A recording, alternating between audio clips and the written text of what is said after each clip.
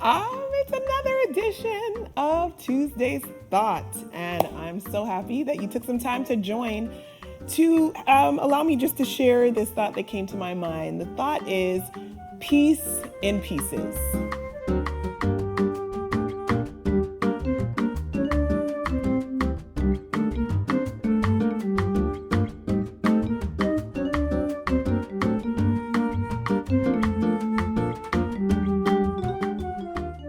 Okay, so there is something that I consider to be one of the most valuable gifts that we have as human beings, and that gift, that wonderful thing, is peace.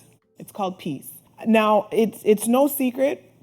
Our world today is extremely complex. It is perplexed. We are just surrounded by all kinds of crises, financial crisis. We see health crises. We see mental health crises.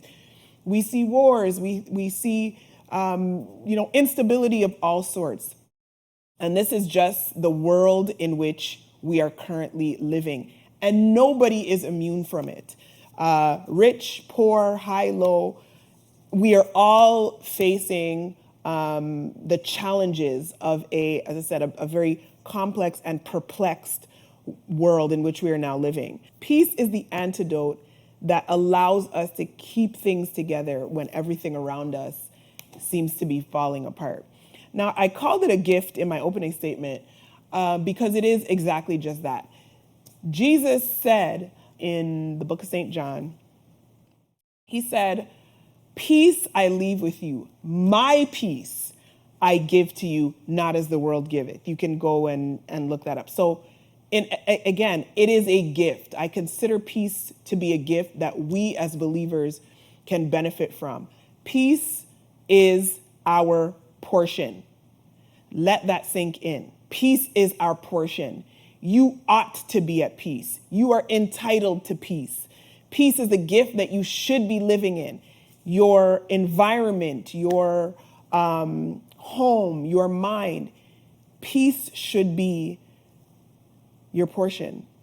But as wonderful and great as that all sounds, and as much as we may try to convince ourselves that we have peace, I can't help but to think about, the many times when that peace has been shattered, so to speak.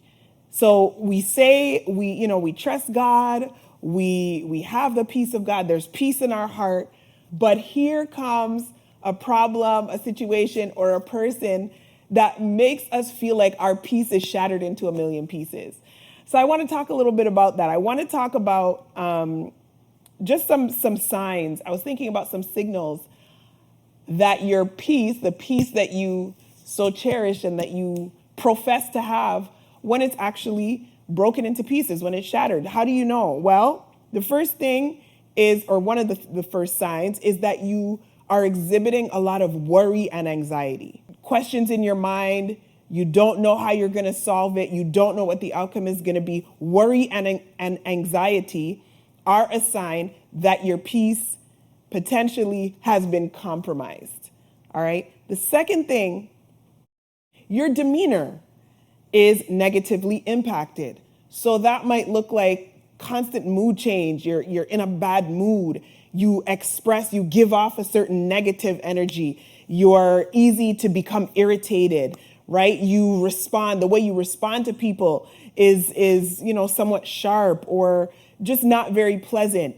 And that might be contrary to how your normal disposition is, right? But this is just a sign. It's an indicator, if you will. It's a hint that perhaps your peace, the peace of mind, that deep settled peace, has been compromised. And then the third thing is that you feel a sense of hopelessness, and it's almost like you lower your expectation to the point where you might feel like quitting. If you are challenged, or if your peace rather is challenged, you can get to a place where you feel like, might as well throw in the towel because I don't feel a certain confidence. I don't feel at ease. And somebody said I recall when somebody was going through something or they were looking to make a decision, they say one of the main reasons how they know and how they trust in their spirit that it's of the Lord, that it's God, is that they have peace in the decision, right? And so taking a look at these three things, and there are likely many more, but these are the three that I kind of just picked out for the purposes of the thought tonight.